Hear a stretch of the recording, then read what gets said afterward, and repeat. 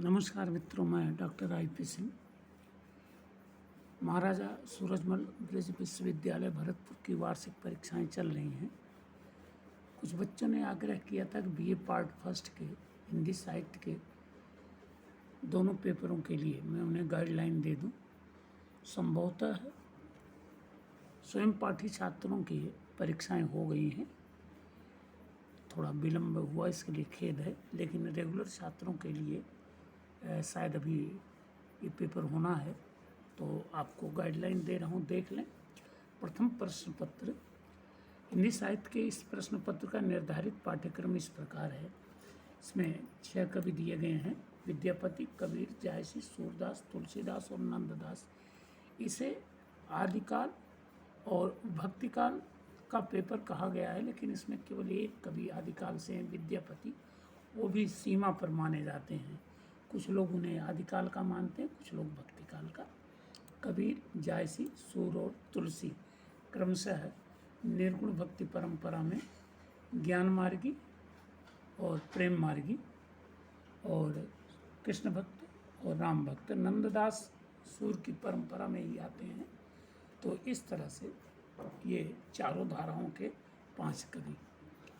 अब का अंक विभाजन इस प्रकार होगा: व्याख्या कुल 4, एक कवि से एक ही व्याख्या पूछी जाएगी, लेकिन 6 हैं और 8 व्याख्या आएगी अथवा के साथ, क, ख, ग, घ। इसलिए मान के चलें कि 2 कवि ऐसे होंगे जो पूरे के पूरे पूछे जाएंगे, माने क का पहला भाग और अथवा भाग, ख का पहला भाग अथवा या ग का अथवा घ का।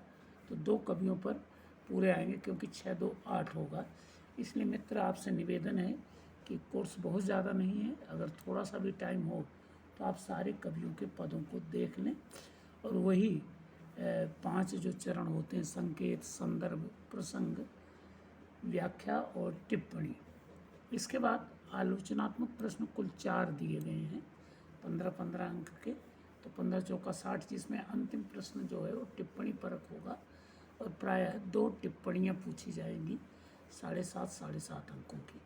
तो यहाँ कृपा करके थोड़ा ध्यान रख लें कि 2, 3, 4, तो 6 क्वेश्चन तो ये हो गए और आपके 6 ही कवि हैं, और टिप्पणी में 2 अगर करना है तो 3 या 4 टिप्पणी आएगी। तो इस प्रकार से 6 बड़े प्रश्न और 4 छोटे प्रश्न, कुल 10 प्रश्न बनते हैं। तो इसका अर्थ ये है कि जिस कवि पर पूरा प्रश्न आएगा उस कवि पर टिप्पणी भी आ सकती है। तो मेरे विचार से इस पूरे प्रश्न पत्र को अगर देख लें तो इसमें महत्वपूर्ण प्रश्न कुल 12 है, 1-2 और ज़्यादा बन सकते हैं। उन्हीं 12 प्रश्नों को आप देख लें। विद्यापति भक्त हैं, कवि हैं या श्रृंगारी कवि, सोदाहरण स्पष्ट करें। मित्र, यहाँ ध्यान रखें कि इन्होंने राधा का जो चित्रण किया है वो श्रृंगार के अंतर्गत किया है, समझा आप ना। और भक्त के रूप में अगर देखा जाए तो ये शक्ति की भी उपासना करते हैं, इसलिए वो शाक्त कहे जाते हैं। शिव की भी उपासना करते हैं, जिसको लेकर के किंवदंती है, तो शैव कहे जाते हैं। और राधा को हिंदी में स्थापित करने का श्रेय इनको ही दिया जाता है, इसलिए ये वैष्णव कवि भी कहे जाते हैं। और राधा का जो चित्रण उन्होंने किया है वो थोड़ा सा नायिका जो है वो किशोरावस्था की नायिका हैं, तो सद्या स्नाता रूप बहुत ही चर्चित है। तो ये देख लें। पिछले साल चूँकि कोर्स में नहीं थे इसलिए इन पर कोई प्रश्न नहीं बना था। दूसरा, गीत काव्य की दृष्टि से विद्यापति का मूल्यांकन करें तो ध्यान रखें, विद्यापति को मैथिल कोकिल कहा जाता है और मिथिला में आज भी विवाह के अवसर पर ये गीत गाए जाते हैं इनके। तो ये दोनों ही प्रश्न महत्वपूर्ण है। तीसरा है, कवि की भक्ति भावना पर, कबीर की भक्ति भावना पर प्रकाश डालें। तो पिछले साल ये आ चुका है प्रश्न, लेकिन टिप्पणी के रूप में मान के चलें कि हो सकता है दोहरा दिया जाए। अगला है, कबीर को वाणी या भाषा का डिक्टेटर कहना कहाँ तक संगत है, सोदाहरण स्पष्ट करें। तो हजारी प्रसाद द्विवेदी के इस कथन पर प्रश्न MA में आना चाहिए, लेकिन BA स्तर पर भी आ सकता है। और महत्वपूर्ण प्रश्न है, कबीर कवि हैं, समाज सुधारक है, भक्त, सोदाहरण स्पष्ट करें। तो आपको तीनों का समन्वय करना है।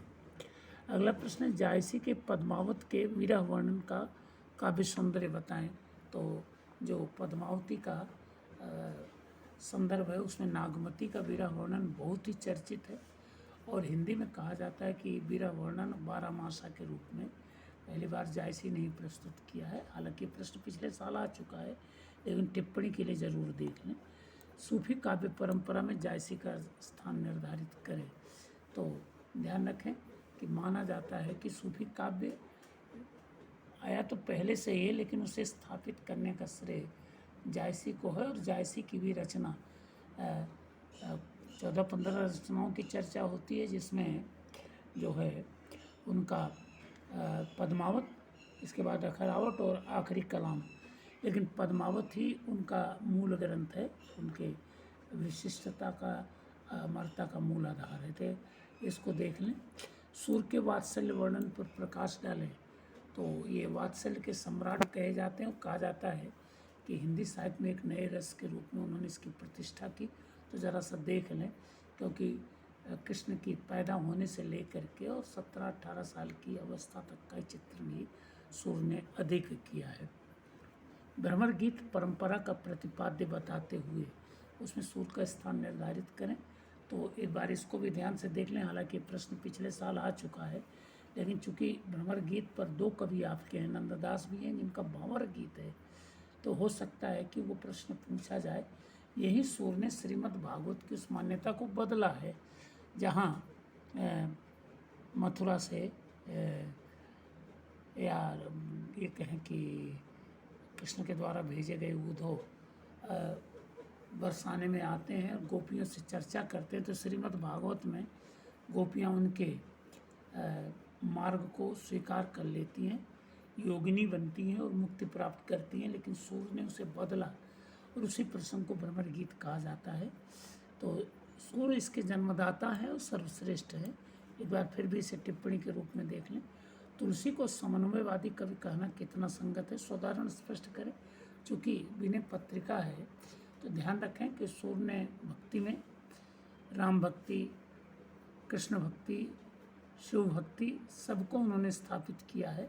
और विनय पत्रिका में तो लगभग समस्त देवताओं की भक्ति है। भाषा के धरातल पर अगर आप कहें मुक्तक और प्रबंध काव्य के धरातल पर हर जगह उन्होंने समन्वय किया है। तो इस दृष्टि से लोकनायक का पद भी पूछा जा सकता है, समझे आप ना। तो समन्वयवादी के साथ लोकनायक और तैयार कर लें। अगला है विनय पत्रिका के द्वारा